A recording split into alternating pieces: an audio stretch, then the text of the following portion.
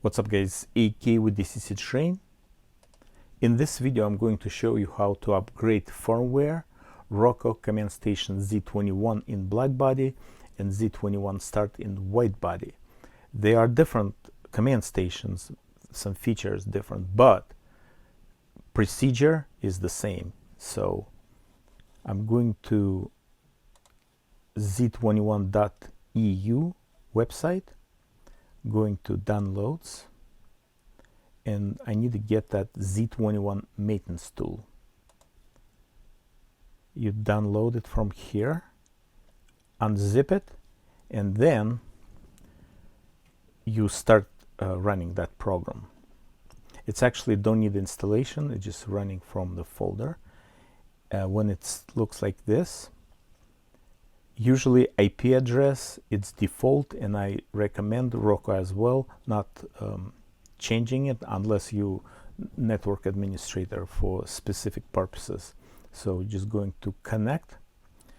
That Z21 logo turns to connected command station, blue LED indicator on the right, and what you can see, the firmware version 129. You can jump over different versions. I guess when they manufacturing the units, they just putting anything current right now. And my sits at the warehouse for a while. So what you need to do, go to firmware update and hit that button. Might take, so it's going to 1.43. Takes not that long time. So it's communicating right now. You see that progress bar, and we'll be done very quick.